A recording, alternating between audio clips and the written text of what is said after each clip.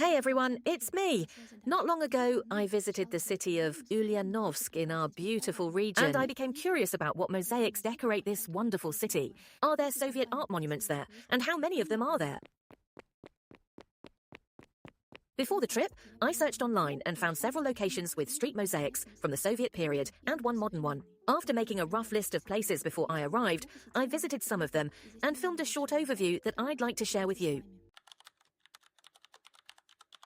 The first mosaic panel I'd like to tell you about is located on Spasskaya Street, not far from the central Lenin Square. It's a large mosaic decorating the facade of a gymnasium, and it's dedicated to education and science, a theme that was very common during the Soviet period of the 1960s and 1970s, even though the building itself dates back to the revolutionary period. The mosaic was likely created later. Unfortunately, I wasn't able to find information about the author of this work. However, we can assume that the mosaic was created by artists from the local Kuibyshev workshop of decorative and applied arts. The mosaic is made from smalt cut into pieces, and you can see that the panel is well maintained and the gymnasium facade was recently restored. The mosaic features several shades of material black, grey, terracotta and white colours. Some pieces of material are missing, but visually this doesn't affect the integrity of the image. I liked this work more than all the others. Everything came together here, from the surroundings to the condition of the mosaic panel, the colour palette, and the execution technique. I also really appreciated how carefully the facade is designed here, and how the mosaic is framed. And it's also nice to see the lighting, which makes it possible to view the work at any time of day or night.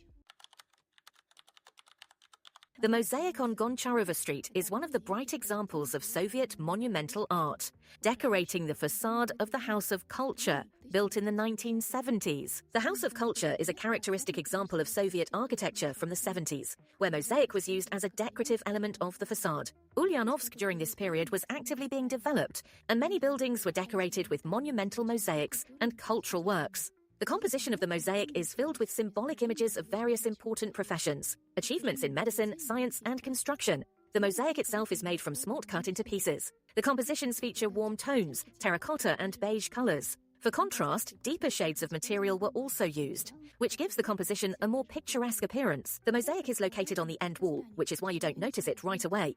The condition of the mosaic at the moment is quite good. There are some missing fragments, but overall you can see that the mosaic is being maintained, and the building facade was recently restored. It's interesting to see a Soviet work of art alongside such a variety of modern signs.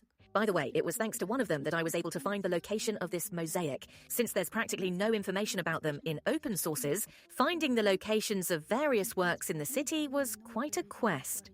From a distance, the mosaic seems small. But here's a closer look for comparison of scale.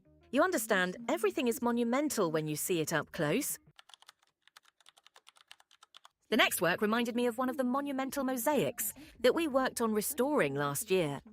It's the Faster, Higher, Stronger mosaic located in Nizhny Novgorod. I'll leave the article about its restoration in the description of this video. Let's return to our monumental work in the city of Ulyanovsk. Unlike the previous examples, this mosaic is made of coloured ceramic tiles in brighter shades. The ideological subject matter is characteristic of mosaic panels from the 1970s and 1980s. This work is best viewed from a distance.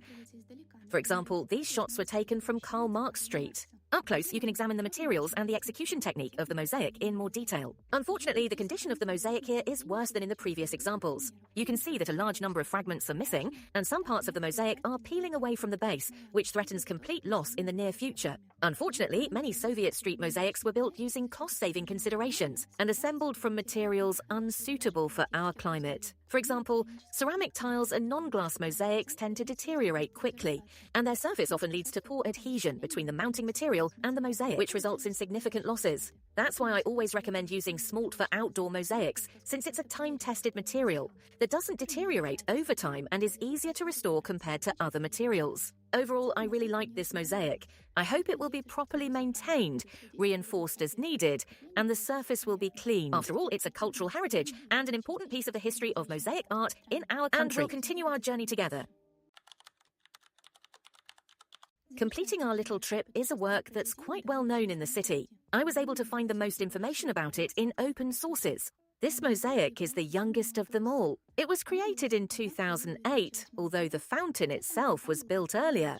The mosaic was created by a well-known artist and sculptor, and the material from which the panels are assembled is smalt in various colours and shades. At the moment, the fountain is not functioning, but it's still a popular place to visit in the city. Upon closer inspection, I noticed that quite a large part of the mosaic is missing, and although it's partially underwater, the missing pieces are very visible. I think this poor condition can be explained by inadequate mounting material, lack of proper grouting, and also the fact that the mosaic is constantly in water, which speeds up deterioration under these conditions. I also think that some of the material was removed as souvenirs. Unfortunately, this often happens with popular, accessible works of art. On the facade of the Gymnasium and the House of Culture, it's quite difficult to reach the panels since the mosaic hangs high, but here anyone who wants to can touch it. The fountain mosaic depicts various sea and river inhabitants, including some rather amusing characters. For example, this one here. Who do you think this is? The fountain is quite large, and I've heard that restoration is planned soon, which is great news. I hope that in the future it will continue to attract new visitors for many years to come. And so our little journey is coming to an end.